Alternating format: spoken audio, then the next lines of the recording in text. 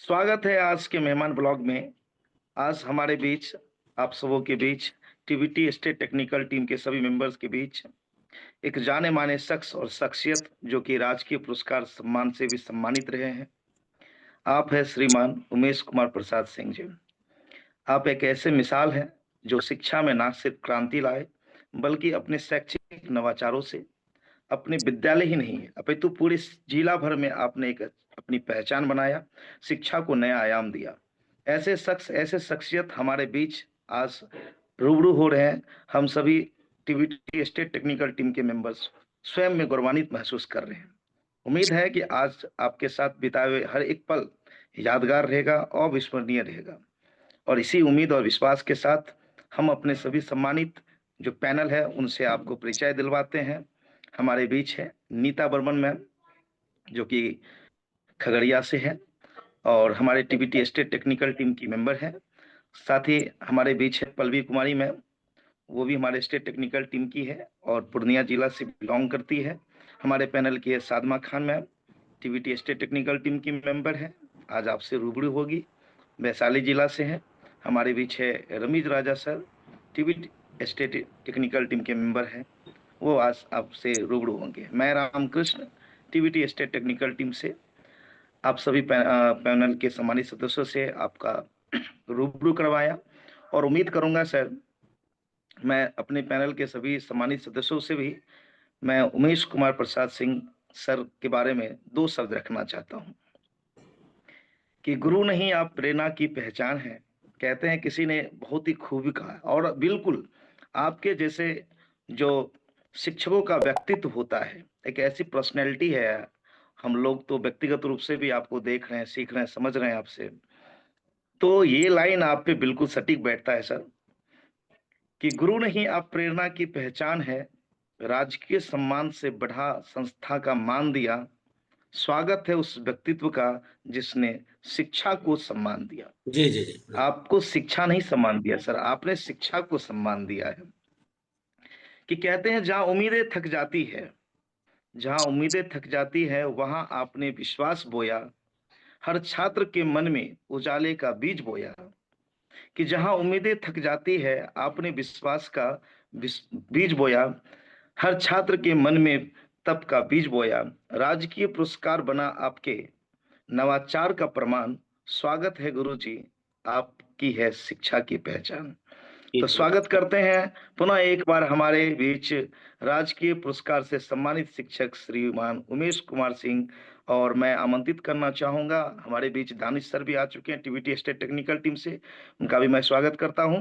तो सर मैं सबसे पहले आपसे कुछ प्रश्न रखना चाहता हूं, फिर मैं बारी बारी से अपने पैनल के मेंबर को आपसे मिलवाऊंगा, उनके मन में भी कुछ विचार है, आपसे कुछ जानना चाहेंगे तो वो अपनी बातों को रखेंगे। मैं जानना चाहूंगा सर, सबसे पहले मैं अपने इस टीवीटी मंच के बारे में बता देता हूं आपको, क्योंकि आप आज के इस मुख्य अतिथि की भूमिका में आए हैं। तो टीवीटी, जिसको हम लोग the Bihar teachers history maker के नाम से जानते हैं, और एक बहुत बड़ा शैक्षिक नवाचार का ये मंच बन चुका है। बिहार के 38 जिला के तमाम शिक्षक जो नवाचार में विश्वास रखते हैं, जिसके पास गतिविधियां हैं, नवाचार तकनीक है, वो अपने इस मंच से जुड़कर, इस प्लेटफॉर्म से जुड़कर सीखने और सिखाने की परंपरा को, विश्वास जो करते हैं सीखने सिखाने की परंपरा में, वो लगातार यहाँ से जुड़ के अपनी गतिविधियों को एक नई आयाम, एक नई पहचान दे रहे हैं। तो हमारे बीच टीबीटी के भी बहुत सारे सदस्य जुड़े हुए हैं पैनल टीम में। और टीबीटी जिनकी स्थापना 4 दिसंबर 2019 को हुआ और उसका रजिस्ट्रेशन 4 दिसंबर 2024 को हुआ। लगातार टीबीटी मंच सभी शैक्षणिक अनवाचारी शिक्षकों को सम्मानित देने का कार्य करते रहा है। स्टेट अवार्ड भी हुआ है, 6 प्रमंडलीय अवार्ड हुआ है, और 2025 में टीबीटी ने 38 जिला में जिला कमेटी और 9 प्रमंडल में प्रमंडलीय कमेटी की भी स्थापना की है, जो एक जूरी मेंबर का काम कर रहा है। और उसी के आलोक में 38 जिला में एक डिस्ट्रिक्ट अवार्ड भी हो रहा है, जिसके कड़ी में अभी कल जो रविवार था, संडे था, पूर्वी चंपारण में एक बहुत ही बेहतरीन तरीके से डिस्ट्रिक्ट अवार्ड भी संपन्न हुआ है। तो ये हमारा टीबीटी का एक छोटा सा परिचय है। अब मैं चाहूंगा सर कि आप हमारे मंच पर आए हैं, तो आप सम्मानित मुख्य अतिथि की भूमिका में हैं, तो मैं श्रीमान से चाहूंगा कि आप अपना परिचय दें और थोड़ा-सा अपने बारे में बताएँ ताकि हम सभी लोग आपको जान सकें और हमारे पैनल के लोग भी आपको जान सकें। धन्यवाद सर, आमंत्रित हैं। नमस्कार सर। सबसे पहले मैं टीवीटी स्टेट टेक्निकल टीम के सभी सदस्यों का आभार प्रकट करता हूं और साथ ही साथ इस मंच के संस्थापक कुमार गौरव साहब का भी अभिनंदन और स्वागत है। आज की इस कड़ी में सबसे पहले मैं अपना व्यक्तिगत परिचय विस्तृत रूप से दूंगा, फिर अपनी उपलब्धियां साझा करूंगा। मैं उमेश कुमार प्रसाद सिंह आरपीसीजे उच्च माध्यमिक विद्यालय बेलवरघाट ग्रौल में गणित विषय का शिक्षक हूँ। मैं ये बता दूं कि मेरा जन्म गांव में हुआ था, ग्रौल प्रखंड में अवस्थित था और अभी वो गांव हुसैना खुर्द भगवानपुर प्रखंड में अवस्थित है, वैशाली जिले का हिस्सा है। मैंने अपनी प्रारंभिक शिक्षा गांव के विद्यालय में ही जीए इंटर स्कूल भगवानपुर से प्राप्त की और उसके बाद मैंने इंटरमीडिएट और स्नातक की परीक्षा एलएस कॉलेज मुजफ्फरपुर से प्राप्त किया। वहीं से मैंने बिहार विश्वविद्यालय से गणित में पीजी किया है और उसके बाद हमने बीएड किया। बीएड हमने किया है। तब स्टेट की परीक्षा देने के बाद 2013 में सबसे पहले मैं शिवहर गया। शिवहर से फिर मैं छपरा आया। इसके बाद 10 फरवरी 2014 को वैशाली जिले के उच्च विद्यालय बेलवरघाट में मैंने ज्वाइन किया और तब से लेकर आज तक मैं उसी विद्यालय में कार्यरत हूँ। इसके पहले सर मैं एक विद्यालय, निजी विद्यालय की स्थापना मैंने की और 2013 तक मैंने उस विद्यालय का संचालन किया है और शिक्षा के क्षेत्र में मैं वहीं से आगे बढ़ा है। अब मैं बताना चाहूँगा कि मैंने उपलब्धियों के बारे में कि बहुत सारी चीज़ें ऐसी होती है जो शिक्षा के साथ बढ़ती है। विद्यालय में जुड़ने से, शिक्षा में नवाचार से जो वृद्धि हुई है, मैं आपको बताना चाहूँगा कि सामाजिक शैक्षणिक में हमने जो नवाचार किए हैं उसके लिए कई जगह से उन्हें पुरस्कृत किया जा चुका है। कोरोना काल में हमने बेहतर कार्य किया तो भारत स्काउट एवं गाइड से कोरोना योद्धा सम्मान से मुझे सम्मानित किया गया। संयुक्त राष्ट्र पर्यावरण कार्यक्रम अंतर्गत मैंने एकल यूज प्लास्टिक के बहिष्कार पर कार्य किया, उसके लिए मुझे प्लास्टिक वॉरियर्स सम्मान से सम्मानित किया गया। सामाजिक कार्यों में मेरी रुचि रही है। मैं पूर्व मुख्यमंत्री डॉक्टर जगन्नाथ मिश्र जी के साथ मानवाधिकार संरक्षण प्रतिष्ठान के लिए कार्य किया, उसके लिए मुझे समाज सेवी सम्मान से नवाजा जा चुका है। कला संस्कृति एवं युवा विभाग, खेल विभाग में बेहतर करने उद्घोषणा के लिए मुझे उस विभाग से भी सम्मानित किया जा चुका है। विधानसभा चुनाव में बेहतर कार्य करने हेतु वेस्ट यूनिट लीडर सम्मान, उत्कृष्ट कार्य सम्मान मुझे दिया गया है। शिक्षा के क्षेत्र में सम्राट कंसल्टेंसी ट्रस्ट द्वारा मुझे सम्मानित किया गया। महिलाओं के आगे बढ़ाने हेतु समाज में उनकी क्या भूमिका है, इसके लिए मुझे सम्मानित किया गया और अंतर्राष्ट्रीय स्तर पर आयोजित कार्यक्रम वेटर वर्ल्ड फ्रेमवर्क जो संयुक्त राष्ट्र पर्यावरण कार्यक्रम द्वारा संचालित है, उसमें वेस्ट लर्निंग मटेरियल के लिए मुझे सम्मान दिया गया। इसके साथ ही भारत सरकार का भूमि जल बोर्ड की तरफ से मैंने एक नुक्कड़ नाटक ऊर्जा संकट लिखी और उसका मंचन किया है, जिसके लिए भी मुझे सम्मानित किया जा चुका है। ये हमारी गतिविधियां रही है। इसके अलावे विद्यालयों में भी जो भी कार्यक्रम संचालित होते हैं, बच्चों को मैंने जिला स्तर से लेकर राज्य स्तर तक बेहतर करने के लिए हमने कार्य किया है, जिसकी वजह से मुझे विद्यालय में भी सम्मानित किया जा चुका है।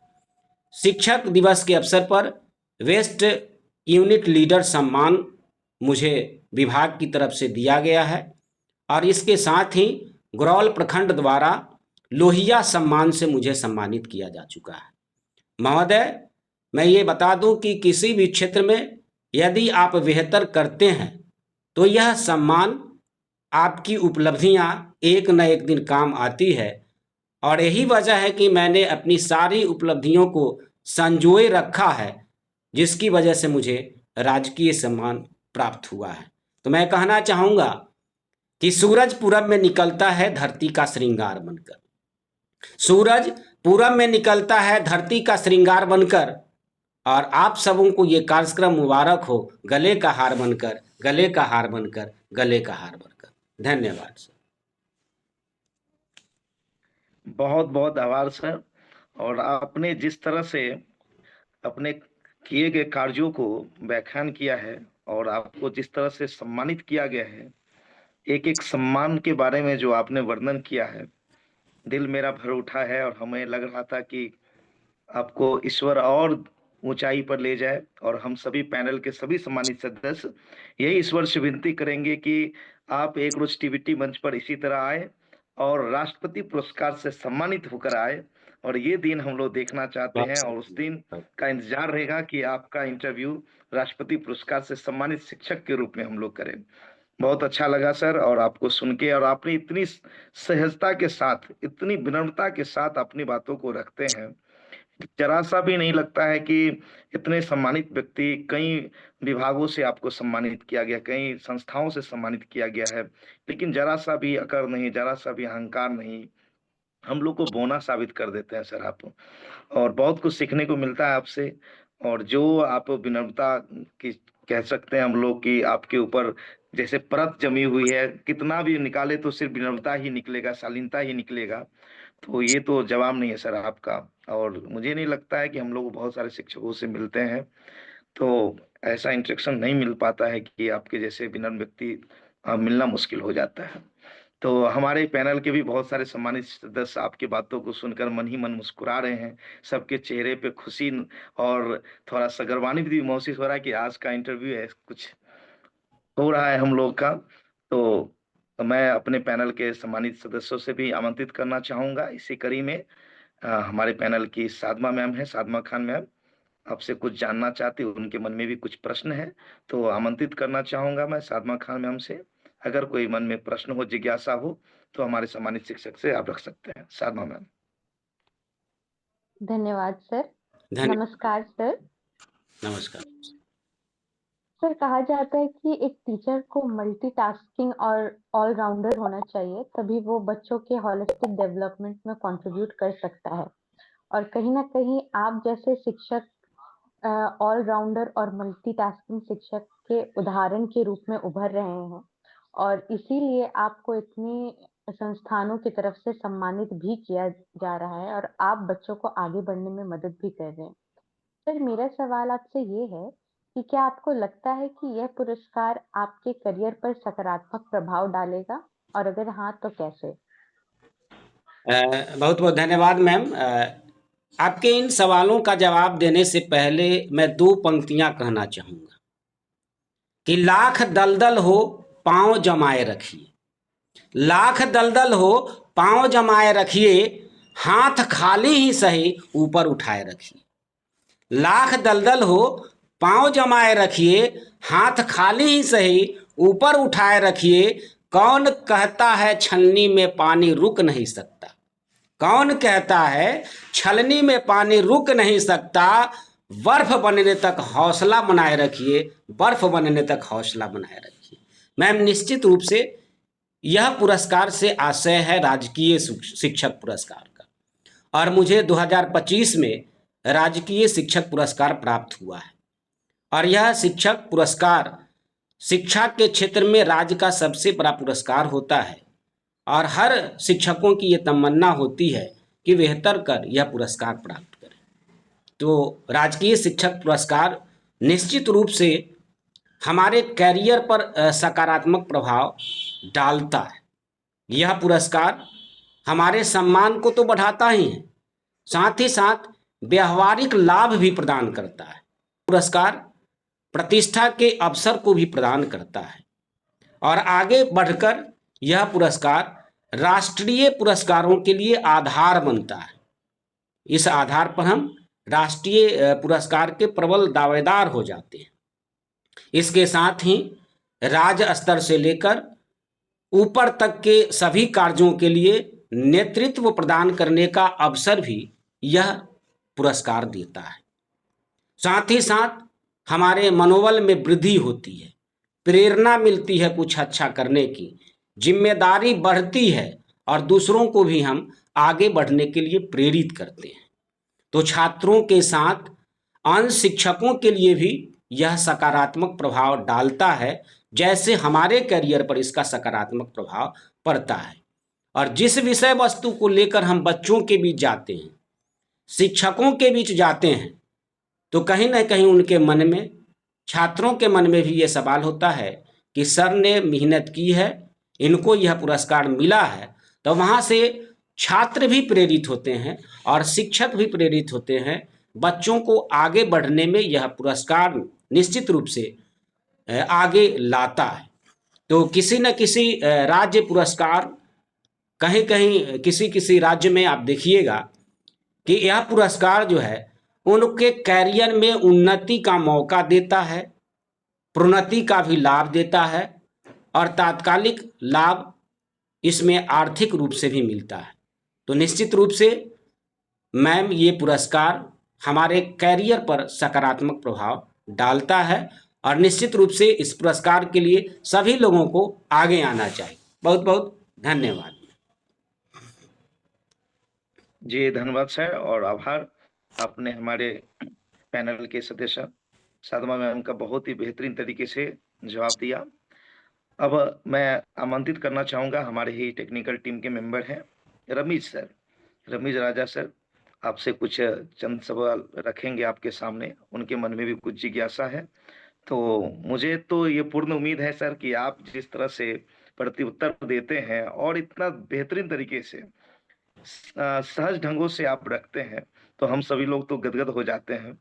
और आपके लिए सर एक शब्द मेरे में आया, आपके बारे में मैंने जाना अभी, तो मैं कहना चाहूंगा सर, ये आपको समर्पित है, मेरी चंद लाइन आपको समर्पित है कि चौक से नहीं चरित्र से आपने इतिहास लिखा, चौक से नहीं चरित्र से आपने लिखा इतिहास, आपके कर्म बने शिक्षा की अमिट परिभाषा, आपके कर्म बने शिक्षा की अमिट परिभाषा, राजकीय सम्मान से आज बढ़ा हम सबों का मान, स्वागत है गुरुवर आपको सत सत प्रणाम। तो मैं पैनल से रमेश राजा सर को आमंत्रित करना चाहूंगा। स्वागत है रमेश सर, आप भी अपने प्रश्न को रख सकते हैं। जी नमस्कार सर। नमस्कार नमस्कार। एक बार फिर से आपका स्वागत है सर। नो डाउट आप मतलब टीबीटी इसमें जुड़ने से पहले भी आज काफ़ी अच्छे ढंग से पढ़ाते थे। तो सर मेरा सवाल है कि टीबीटी मंच ने आपके शिक्षण कौशल, सोच और नवाचारों को किस प्रकार दिशा देने में मदद की है? बहुत बहुत धन्यवाद सर। निश्चित रूप से टीबीटी मंच सभी शिक्षकों को अवसर देता है। अभी हमारे होस्ट रामकृष्ण सर ने कहा, उनकी बातों को जवाब देते हुए शुरुआत मैं करता हूं कि कदम ऐसा चलो कि निशान बन जाए, कदम ऐसा चलो कि निशान बन जाए और काम ऐसा करो कि पहचान बन जाए। जिंदगी तो यहाँ सभी जी लेते हैं, मगर जिंदगी जिए तो ऐसी जो सबके लिए मिसाल बन जाए, सबके लिए मिसाल बन जाए। और ये मिसाल बनने का अवसर मात्र देता है तो वह कोई है टीबीटी। तो टीबीटी मंच सरकारी विद्यालयों के लिए और वहाँ के शिक्षकों के लिए सबसे बड़ा मंच है, जहाँ आप शिक्षण कौशल, अपनी सोच और अपनी नवाचारी शिक्षा को दूसरों के सामने रखते हैं। यह एक ऐसा मंच है जहाँ हम अपनी नवाचारी शिक्षा को दूसरे के सामने तो प्रस्तुत करते हैं, और दूसरे जो शिक्षक हैं उनकी भी सोच, उनके शिक्षण कौशल और उनके नवाचारी शिक्षा का ग्रहण करके हम आगे बढ़ते हैं। तो ये सीखने का भी अवसर देता है और आगे बढ़ने का भी अवसर देता है। अब आगे बच्चों के सर्वांगीण विकास की बात आती है, और विद्यालय में बच्चे का सर्वांगीण विकास हो, इसके लिए भी हमको काम करने की ज़रूरत है। और निश्चित रूप से कई गतिविधियां जो टीवीटी पर आयोजित होती है वो हमें दक्ष बनाती है। एक तरफ जहां हम तकनीकी रूप से दक्ष होते हैं, वहीं दूसरी तरफ लेखन कला में, वाचन में भी हम अपने आप को अच्छा महसूस करते हैं। तो ये नवाचारी शिक्षा का अवसर प्रदान करता है। इसके साथ जो भी सांस्कृतिक गतिविधियां हैं, चाहे वो नाटक हो, कविता हो, कहानी हो, इसमें भी हम अपनी लेखन विधा का उपयोग करते हैं। तो यहाँ कहीं ना कहीं से साहित्यिक गतिविधियां भी संचालित होती है, हमारे अंदर लेखन की क्षमता बढ़ती है और वहीं सभी लोग अपनी प्रस्तुतियां देकर अपनी प्रस्तुति को भी बेहतर बनाते हैं। तो निश्चित रूप से टीवीटी मंच शिक्षण कौशल के साथ हमारी सोच को बेहतर करती है, नवाचारी शिक्षा का माध्यम बनती है। निश्चित रूप से टीवीटी सिखाता है। इस बातों को हम याद रखें टीवीटी के लिए कि हर वक्त हर स्थिति में मुस्कुराते रहिए। टीवीटी सिखाता है, क्योंकि टीवीटी पर हम केवल पढ़ते नहीं हैं, सांस्कृतिक गतिविधियां भी आयोजित करते हैं। अपनी इच्छा अनुसार 25 ब्लॉक में से किसी एक ब्लॉक का चयन कर हम अपनी बात रखते हैं। एक प्रखर वक्ता बनने का भी मौका टीवीटी मंच ने दिया है और ये अवसर हम सबों को मिला है। इसलिए टीवीटी मंच के लिए हम कहना चाहेंगे और आप सबों के लिए कि हर वक्त हर स्थिति में मुस्कुराते रहिए। ये टीवीटी सिखाता है कि हर वक्त हर स्थिति में मुस्कुराते रहिए, निर्भय रहिए, कर्तव्य करते रहिए और हमेशा प्रसन्न रहिए, प्रसन्न रहिए, प्रसन्न रहिए। बहुत बहुत धन्यवाद सर। जी सर, धन्यवाद सर। जी बहुत बहुत आभार सर, और बहुत ही सुंदर तरीके से आपने प्रश्नों का जवाब दिया है। तो मैं अब अपने पैनल से आमंत्रित करना चाहूँगा नीता बर्मन मैम को। नीता बर्मन मैम, स्वागत है आपका भी। अगर आपके मन में भी कोई प्रश्न हो तो सम्मानित शिक्षक से आप रख सकते हैं। नीता बर्मन मैम। धन्यवाद सर। धन्यवाद। नमस्कार सर, आपको भी स्वागत है इस इंटरव्यू के इसमें आपका दिल से। और जैसे रामकृष्ण सर ने बताया कि मेरे मन में अगर कोई सवाल हो तो मैं पूछूं। सच कहूं सर तो मेरे मन में एक नहीं कई सवाल है, बट परमिशन तो एक का ही है, तो मैं आज एक ही पूछूंगी। और मेरा सवाल ये है कि अपने शिक्षण में कौन सा ऐसा नवाचार का इस्तेमाल किया जिससे आपके छात्रों को अधिक से अधिक लाभ मिला हो? बहुत बहुत धन्यवाद मैम। निश्चित रूप से टीवीटी के माध्यम से हम लोग नवाचारी शिक्षा तो दे ही रहे हैं, लेकिन विद्यालयों में भी नवाचारी शिक्षा का इस्तेमाल करते हैं जिससे छात्र प्रभावित हुए। ये पंक्तियाँ आपको निवेदित करता हूँ कि शिक्षा जीवन का आधार है, इसके बिना सब बेकार है। शिक्षा जीवन का आधार है, इसके बिना सब बेकार है। यदि शिक्षा में हो नवाचार तो छात्रों का होगा बेड़ा पार, छात्रों का होगा बेड़ा पार।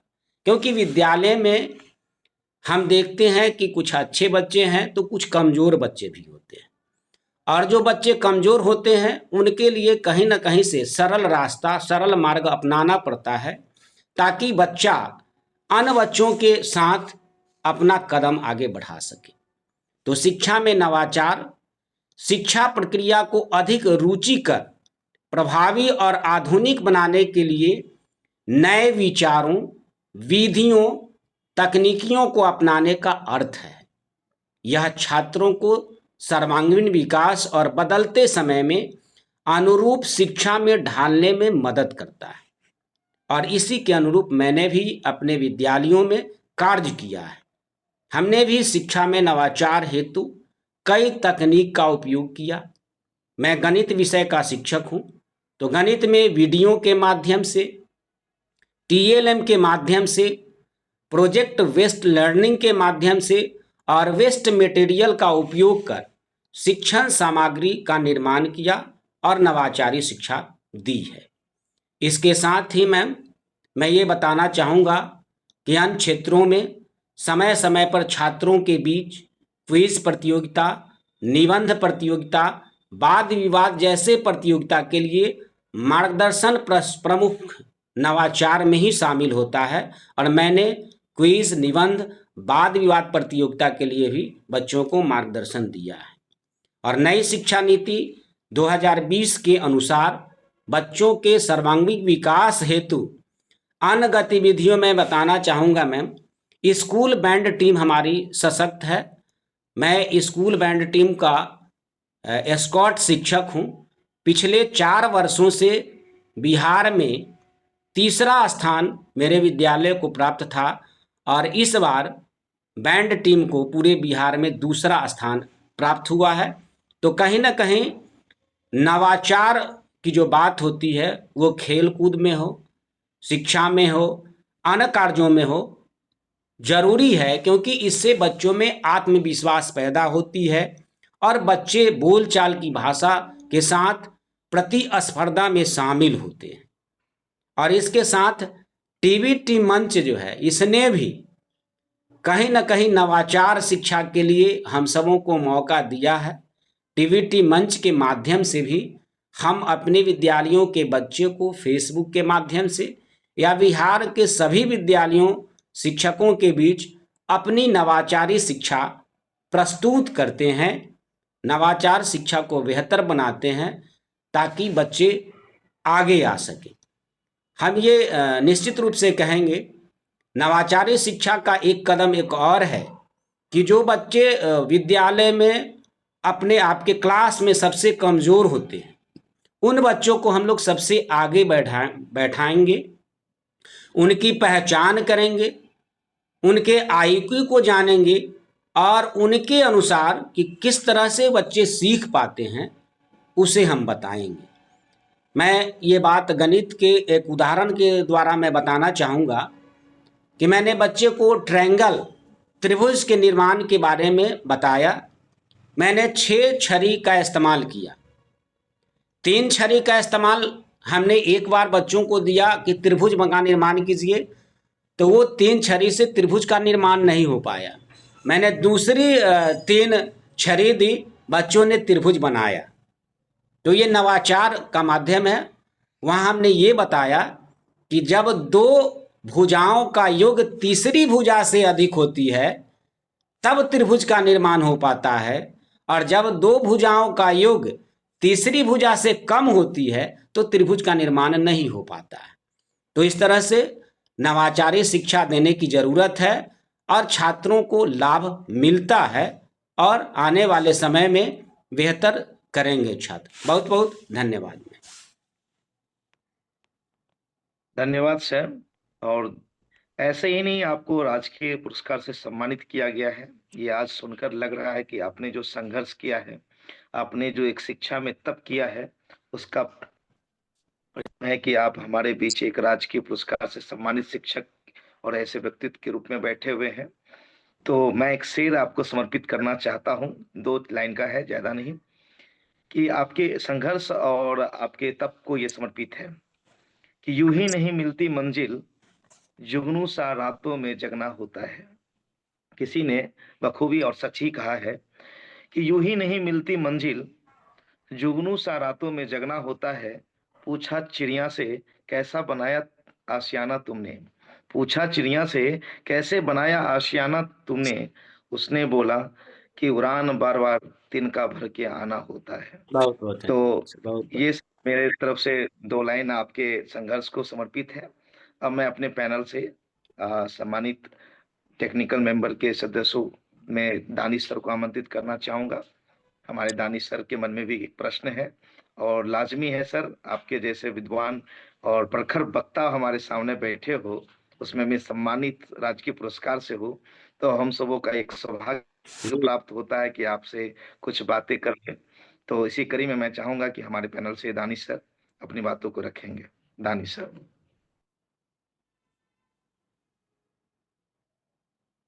जी नमस्कार सर। हाँ, नमस्कार नमस्कार। उमेश सर का जो इतने तरह का जो अवार्ड मैंने अभी जाना, ये स्टेट लेवल का जो अवार्ड हो शिक्षा के क्षेत्र में, स्काउट गाइड का हो या Samrat consultancy trust award, Lohia award, इन तमाम तरह के अवार्ड से सर को नवाजा गया। और इतने साइलेंटली सर अपना काम करते रहे, है ना। कुछ कहा गया है कि मेहनत इतनी खामोशी से किया जाए कि सफलता शोर मचा दे। यकीनन सर में कहीं ना कहीं ये दिखाई देता है और इन पे मतलब लगता है कि उस तरह से काम किए हैं। आजकल तो सर ये होता है कि लोगों को ब्लॉक लेवल या जिला लेवल का कोई अवार्ड अगर मिल गया तो लोग धरती छोड़कर आसमान में उड़ना चाहने लगते हैं तुरंत। एक ही दो अवार्ड से उनको लगता है उनका डेस्टिनेशन मुकाम कंप्लीट हो चुका है ना सर। तो ये कहने में बिल्कुल भी थोड़ा भी मतलब ऐसा नहीं होना चाहिए कि ये अपने फन के बुलंदी से काम ले लेंगे, इन्हें मुकाम न दो, ये मुकाम ले लेंगे, है ना।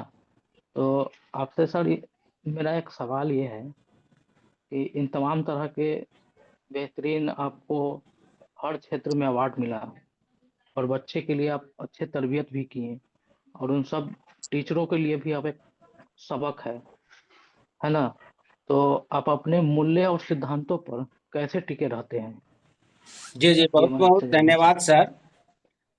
और सबसे अहम बात है सर कि जीवन में यदि आगे बढ़ना है तो अपने मूल्यों और सिद्धांतों से कभी समझौता नहीं कीजिए, क्योंकि हम जानते हैं कि एक तलवार की कीमत उसके धार से होती है। एक तलवार की कीमत उसके धार से होती है और एक इंसान की पहचान, एक इंसान की कीमत उसके व्यवहार से होती है। और व्यवहार ही हमारे मूल्यों और सिद्धांतों को आगे बढ़ाता है। पंडित श्री राम शर्मा आचार्य थे जिन्होंने कहा था कि बुद्धिमान वह है जो किसी की गलतियों से हानि देखकर अपनी गलतियों में सुधार लाता है। और हम अपनी गलती में सुधार जब लाते हैं तो हम बेहतर बनते हैं। मूल्य वे स्तंभ है जो आपको अपने स्वरूप से जोड़ता है, संतुलित जीवन जीने के लिए आगे बढ़ाता है। और मूल्यों के अनुसार यदि आप जीवन जीना सीख लिया है आपने, तो निश्चित रूप से सफलता चरम चूमेगी। कई ऐसे मान्यताएं हैं, उदाहरण हैं कि मूल्यों और सिद्धांतों से जिसने भी समझौता नहीं किया उसकी जिंदगी सफल हुई है। और शिक्षक के मूल में उसकी गरिमा है, सत्यनिष्ठता है, निष्पक्षता है और जिम्मेदारी शामिल है। तो हमने भी अपने मूल्यों और सिद्धांतों पर अडिग रहा, समझौता नहीं किया। बच्चों के बीच बेहतर कार्य किया, पढ़ाने के साथ साथ अन्य गतिविधियों को संचालित कराया, उसको आगे बढ़ाया। चाहे हम जिस मंच से भी जुड़े वहाँ हमने अपने मूल्यों और सिद्धांतों से समझौता नहीं किया है। ठीक उसी प्रकार से आप अपनी गोपनीयता बनाए रखें, सुरक्षा, न्याय, सम्मान, ये सभी इसके अभिन्न अंग हैं। ये मूल्य को निर्धारित करता है और आपके सिद्धांतों को आगे बढ़ाता है। शिक्षण में भी यदि हम सरल से जटिल की तरफ जाते हैं तो ये हमारा मूल्य है। छात्रों के बीच सहयोग, सक्रिय संवाद और उच्च अपेक्षाएं स्थापित करना भी एक प्रमुख सिद्धांत होता है। और इसे स्थापित करने के लिए हमने अपने छात्रों के बीच, अपने बच्चों के बीच और शिक्षकों के बीच बेहतर संवाद किया, मूल्यों और सिद्धांतों के बारे में विस्तृत जानकारी दी। आज के समय में जो नैतिक शिक्षा का ह्रास होते जा रहा है, कहीं ना कहीं मूल्यों से समझौता की बात होती है। इसलिए नैतिकता का जो पतन होते जा रहा है उस पर ध्यान देने की जरूरत है और मूल्यों के साथ आगे बढ़ने की जरूरत है। हम क्या करते हैं इसका महत्व कम है, हम क्या करते हैं इसका महत्व कम है, किंतु उसे हम किस भाव से करते हैं इसका महत्व ज्यादा है। तो हमारे भाव से, हमारी भावना से किसी को ठेस नहीं पहुंचे, लाभ पहुंचे, मूल्यों का ह्रास नहीं हो उसका, और हम एक मूल्य जो सिद्धांत स्थापित किए हैं उसमें बदलाव नहीं करें, तभी जिंदगी में सफलता मिलेगी। और अभी ठीक ही रामकृष्ण सर ने जो जुगनी की बात की है कि आंखों में आंसू का गहना अजीब होता है, आंखों में आंसू का गहना अजीब होता है और जुगनू का हर पल मरना नसीब होता है। समा तेरे तर को रोशन क्या करे, समा तेरे दर को रोशन क्या करें, देश की खातिर मरना नसीब होता है, देश की खातिर मरना नसीब होता है। और वह देश की खातिर मरने वाले भी मूल्य और सिद्धांतों पर ही टिके रहते हैं। तो हम शिक्षकों को भी उन सिद्धांतों पर टिके रहने की जरूरत है और मैं यथासंभव प्रयास करता हूं कि मूल्य और सिद्धांतों को जो निर्धारित करूं उस पर खरा उतरूं। बहुत बहुत धन्यवाद सर। बहुत बहुत वाला धन्यवाद सर। जी जी, बहुत सुंदर तरीके से आपने हमारे दानिश सर के प्रश्नों का जवाब दिया सर। और अच्छा लगता है सर, आप मूल्य और सिद्धांत और कर्तव्यों की बात करते हैं तो हम लोग को सीखने को मिलता है। क्योंकि निश्चित ही अगर हम लोग एक शिक्षक है और समाज की सबसे बड़ी, हम लोग कहते हैं कि एक बेस होता है, शिक्षक किसी भी समाज की एक दर्पण के जैसा होता है। पूरे समाज उस शिक्षकों में अपने भविष्य को देखता है।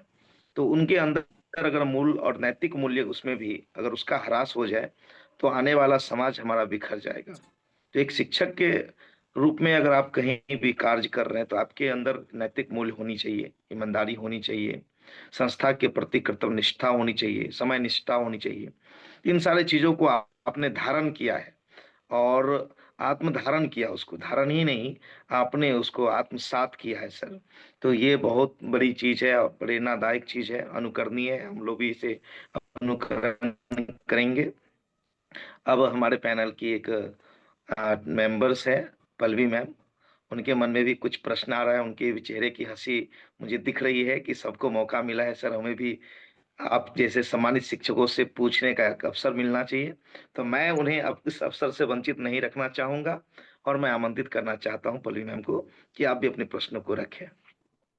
धन्यवाद सर। सबसे पहले सर को प्रणाम और आपके सम्मान में मैं 2 शब्द कहना चाहती हूँ कि धैर्य और संयम की प्रतिमूर्ति हैं आप। धैर्य और संयम की प्रतिमूर्ति हैं आप। शिक्षा के क्षेत्र में सबसे बड़ी सौगात हैं आप। राजकीय पुरस्कार तो बस एक शुरुआत है आपकी मेहनत का। राजकीय पुरस्कार तो बस एक शुरुआत है आपकी मेहनत का। वास्तव में राष्ट्रीय पुरस्कार के हकदार हैं आप। बहुत बहुत धन्यवाद। तो आपकी इन सारी उपलब्धियों के लिए सर बहुत बहुत आपको बधाई हो। और आपकी बातें सुन के तो ऐसा लग रहा है जैसे मैं मतलब खुद को गौरवान्वित महसूस कर रही हूँ। तो इसी के साथ मेरे मन में जो एक प्रश्न है वो है कि आपका व्यक्तिगत शिक्षण दर्शन क्या है? आप विभिन्न सीखने की क्षमताओं वाले छात्रों को कैसे संभालते हैं? सर प्लीज आप उत्तर दीजिए। जी जी मैम, निश्चित रूप से। और ये प्रश्न काफी गंभीर है मैम।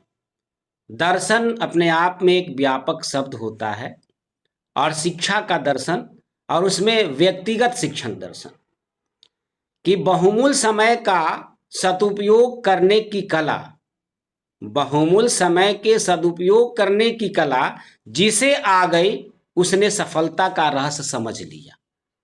ये दर्शन कहता है कि बहुमूल समय का सदुपयोग करने की कला जिसने भी सीख लिया, सफलता का रहस्य वो समझ लिया है।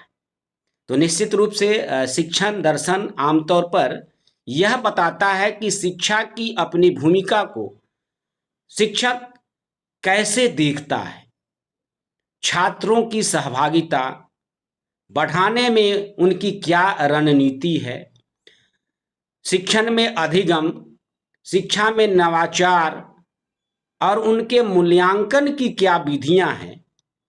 यह एक विशिष्ट कक्षा या संस्थागत संदर्भ में हम कहें तो निश्चित रूप से शिक्षण के तरीकों पर यह निर्भर करता है और व्यक्तिगत अभ्यासों का अनुरूप मनाया जाता है। जब तक शिक्षण दर्शन को बच्चों से नहीं जोड़ा जाएगा व्यक्तिगत रूप से, तब तक बच्चे बेहतर नहीं कर पाएंगे। हम जानते हैं सभी अद्वितीय हैं अद्वितीय का मतलब कि हम एक दूसरे को पहचान पा रहे हैं, ये अद्वितीय है, और नहीं तो हम एक दूसरे को पहचान नहीं पाते। कुछ न कुछ डिफरेंसेज है, अंतर है। और दर्शन यही कहता है कि व्यक्ति की पहचान करें, बच्चों में क्या कमजोरियां हैं उसे दूर करने के लिए आप निश्चित रूप से अपने व्यक्तिगत शिक्षण दर्शन का सहारा लें। मेरा व्यक्तिगत शिक्षण दर्शन व्यक्तिकृत अधिगम यानी कहिए उसको लर्निंग पर आधारित है, जो प्रत्येक छात्र की अद्वितीय क्षमताओं, उनकी रुचियों और उसके प्रगति को ध्यान में रखकर शिक्षा प्रदान करने पर जोर देता हूं मैं।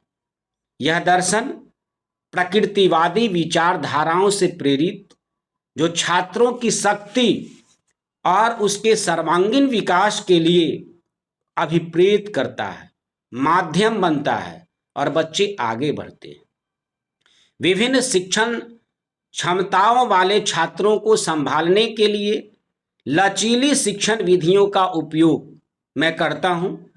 मैंने इससे पहले भी उदाहरण द्वारा बताने की कोशिश की।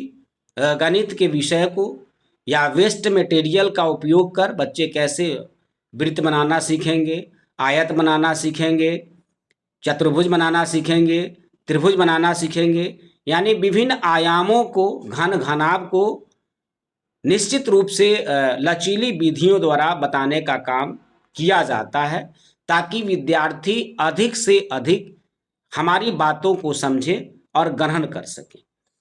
ये इसलिए है कि बच्चों का बेहतर भविष्य हमारे हाथों में है, और बच्चे कैसे हैं एक कक्ष में यह भी हमें बखूबी मालूम है। इसलिए मैं अलग अलग समूहों में विभाजन और व्यक्तिगत शिक्षण योजनाएं बनाता हूं। उदाहरण स्वरूप कि धीमी गति से छात्रों के लिए सरल उदाहरण, जो बच्चा कमजोर है उसके लिए सरल उदाहरण, और जो बच्चे तेज है उसके लिए उन्नत किस्म की चुनौतियां का सामना करने का उदाहरण पेश करता हूं, ताकि हर तरह के बच्चे को अपने अनुसार सीखने का मौका मिले। पाठ्यक्रम जो लचीला रखकर गृह कार्य को उनकी भिन्नताओं के अनुरूप अनुकूलित करते हुए, ताकि अपनी क्षमता के अनुसार बच्चे सीख पाएं। तो निश्चित रूप से ये जो व्यक्तिगत शिक्षक दर्शन है काफी व्यापक है, और जिसने भी व्यक्तिगत शिक्षण दर्शन को जाना है वो बच्चों को पहचाना है, और बच्चे को पहचान कर आगे बढ़ाने में मदद मिलती है। बहुत बहुत धन्यवाद। जी आभार सर।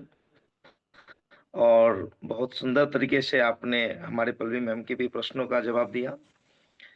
अब सर मेरा एक व्यक्तिगत, मेरे मन में भी एक प्रश्न आ रहा है। आप अपने ज्ञानों का जिस तरह से आज, हमें लग रहा नहीं कि पहले आपसे हम लोग बात करते थे तो इतना कुछ सीखने को मिला, लेकिन आज का ये जो हम लोग का सेशन है बहुत ही ज्यादा ज्ञानवर्धक है, बहुत ज्यादा प्रेरणादायक है हम लोगों के लिए। हम लोग अगर आपकी बातों को अक्षर से लिटरली जिसको कहते हैं अगर आत्मसात कर ले तो निश्चित ही हम लोगों के व्यक्तित्व में भी परिवर्तन होने की संभावना है। मैं चाहता हूँ शिक्षक की जो जिम्मेदारी होती है, जो उनका दायित्व है, कर्तव्य है, एक तरह से देखा जाए तो हम सभी शिक्षक इतना समझते हैं कि हमारा दायित्व, हमारा कर्तव्य सिर्फ स्कूल जाना, बच्चों को पढ़ाना ही है। लेकिन कहीं ना कहीं हम लोग नैतिक मूल्यों को, व्यवहारिक मूल्यों को और जो सामाजिक हमारी जो मूल्य है उनसे परे हो जाते हैं। तो जिसके कारण आज हम लोग आए दिन देखते हैं कि समाज में काफी ज्यादा स्वार्थ बढ़ रहा है। तो जिस तरह से समाज में अगर स्वार्थ बढ़ता है, उन समाज की जो नैतिक मूल्य है उनका पतन होता है, उनका ह्रास हो रहा है। तो एक शिक्षा, एक शिक्षक और शिक्षा की उसमें क्या भूमिका हो सकती है, उसमें आप एक शिक्षक के रूप में क्या भूमिका निभा सकते हैं सर? बहुत बहुत धन्यवाद सर। और निश्चित रूप से समाज में स्वार्थ बढ़ता है तो शिक्षा एक अहम रोल अदा करती है, क्योंकि शिक्षा से बेहतर राष्ट्र का निर्माण होता है। और जो अशिक्षित है उनके लिए वो सारी चीज़ें बेकार नजर आती है। तभी तो उनके लिए कहा गया है कि लोग डूबते हैं तो समंदर को दोष देते हैं, लोग डूबते हैं तो समंदर को दोष देते हैं, और मंजिल न मिले तो मुकद्दर को दोष देते हैं, खुद तो संभल के चल नहीं सकते, और जब ठेस लगती है तो पत्थर को दोष देते हैं, पत्थर को दोष देते हैं।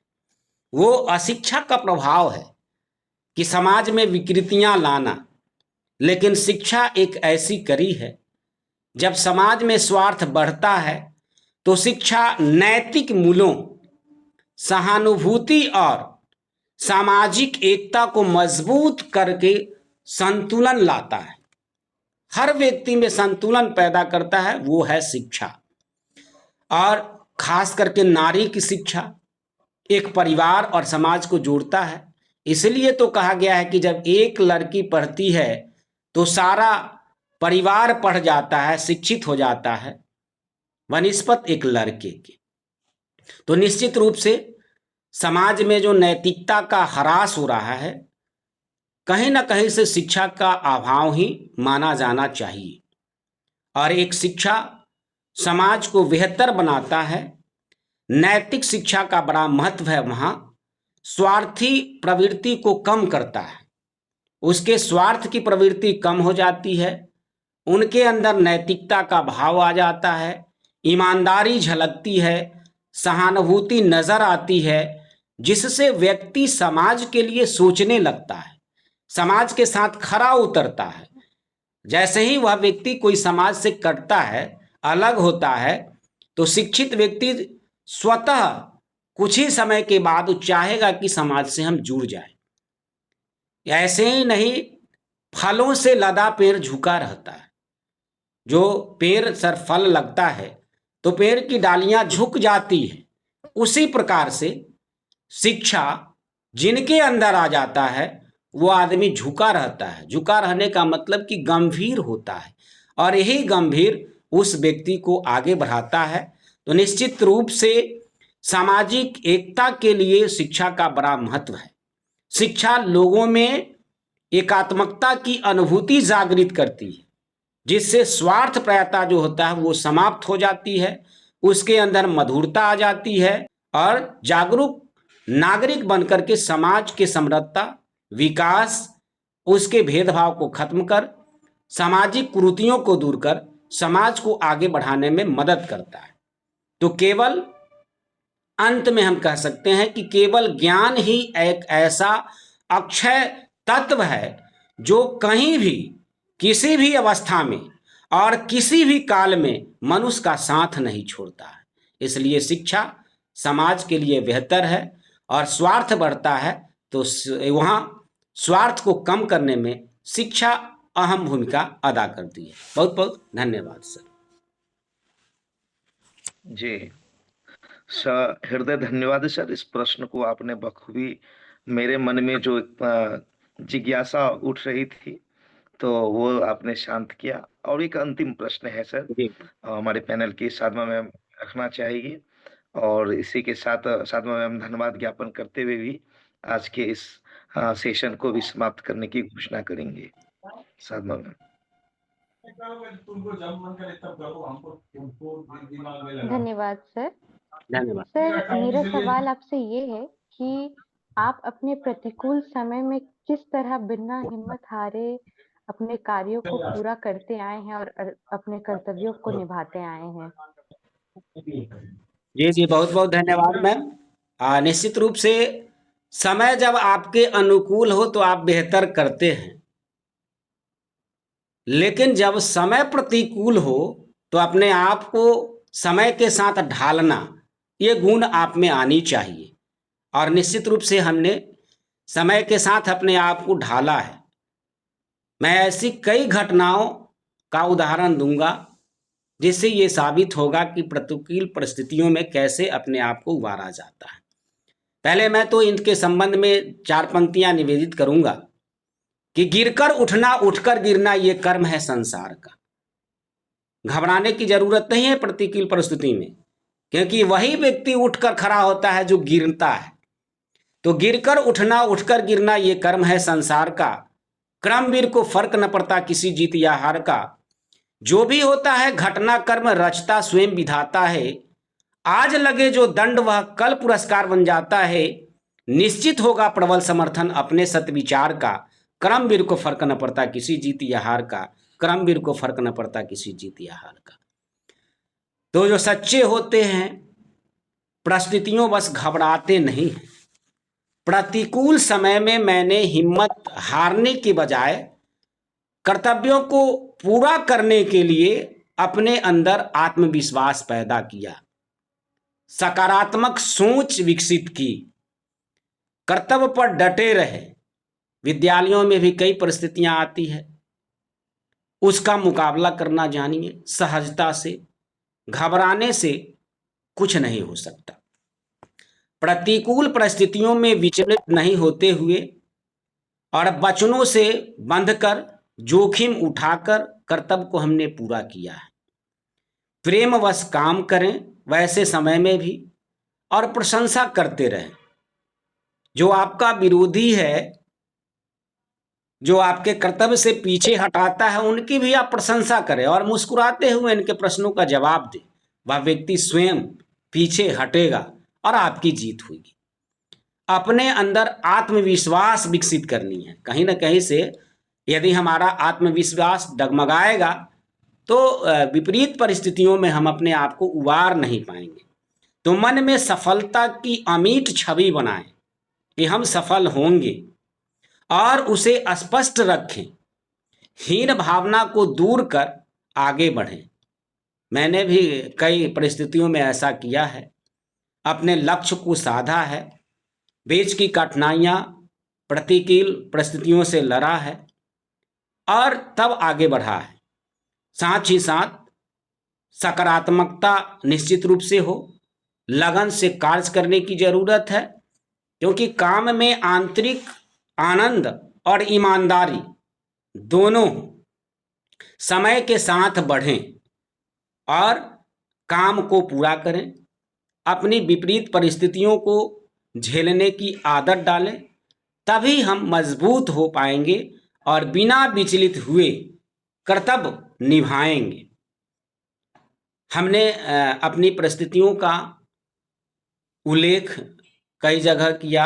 आपके परिवार में भी आएंगे, विद्यालय छोड़ा जाए समाज में भी आएंगी। प्रतिकूल परिस्थितियां आती है तो घबराने की जरूरत वहां पर नहीं है। आपने देखा होगा महाभारत का युद्ध, और महाभारत के युद्ध में अर्जुन अपने सामने परिवार वाले को पाकर वो बड़ा निराश हो जाते हैं और लड़ने की नहीं ठानते हैं। उसी समय कृष्ण उपदेश देते हैं और कृष्ण उपदेश देकर प्रतिकूल समय में प्रतिकूल परिस्थितियों का सामना करने का वो गुर सिखाते हैं, तब जाकर अर्जुन को सफलता मिलती है। वही चीज हमारे जिंदगी में भी है।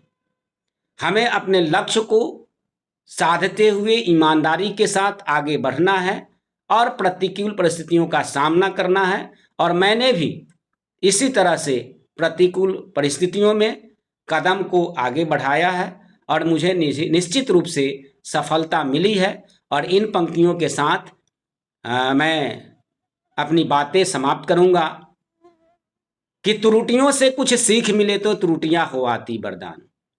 इंसान को गलती होती है, यदि गलती हमसे नहीं हो तो हम भगवान हो जाएंगे। त्रुटियों से कुछ सीख मिले तो त्रुटियां हो आती भगवान। मानव सदा अपूर्ण रहा है, पूर्ण रूप होते भगवान। चिंतन मनन से पथ मिलता है, पापों से उद्धार का। और कर्मवीर को फर्क न पड़ता किसी जीत या हार का।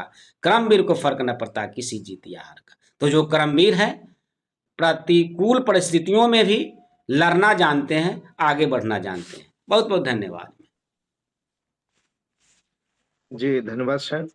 अब मैं चाहूंगा कि आज के हमारे सेशन को समाप्ति की ओर ले जाए, और मैं आज के इस बहुत सुंदर से बेहतरीन जो हम लोग का इंटरव्यू रहा उसे धन्यवाद ज्ञापन करने के लिए मैं अपने पैनल से पल्लवी मैम को आमंत्रित करना चाहूंगा। पल्लवी मैम, चंद शब्दों में धन्यवाद ज्ञापन करते हुए हमारे सभी सम्मानित पैनल के सदस्यों का भी धन्यवाद दें और हमारे जो मुख्य अतिथि है सम्मानित राजकीय पुरस्कार से उन्हें भी धन्यवाद ज्ञापन करते हुए आज की सेशन को समाप्ति करें। धन्यवाद सर। सर, आज का इंटरव्यू हमारे लिए बहुत ही अविस्मरणीय रहेगा, क्योंकि आज हमारे बीच जो सर हैं उन्हें हम जानते तो जब से मैं जुड़ी हूँ स्टेट टेक्निकल टीम में तब से, लेकिन आज उनके व्यक्तित्व के बारे में जान के बहुत ही खुशी हुआ और मुझे बहुत गर्वान्वित महसूस हो रहा है कि मैं इनके साथ काम कर रही हूँ एज ए टीम मेंबर। और आज का इंटरव्यू हम सभी के लिए यादगार रहेगा और जिस तरह से हमारे पूरे टीम ने इस इंटरव्यू को लिया है, इसके लिए वे सभी बहुत बहुत आभारी हैं और सम्मान के पात्र हैं। तो मैं सभी को थैंक यू बोलना चाहती हूँ, साथ ही साथ सर का कि उनके जो व्यक्तित्व है और उनकी जो संवाद कौशल है, उससे हमें बहुत सारा लाभ मिला है। जिस तरह से उन्होंने अपनी सारी बातें और अपना जीवन परिचय दिया, वो हमारे लिए बहुत ही अमूल्य है। तो थैंक यू सर और थैंक यू सभी टीम के मेंबर। आज का इंटरव्यू हमारे लिए बहुत अच्छा रहा। Thank you sir. और इसी के साथ मैं आज के इस इंटरव्यू को समाप्त करूँ। जय टीवीटी, जय शिक्षक, जय जय बिहार। टीबीटी, जय। धन्यवाद। शुभ रात्रि।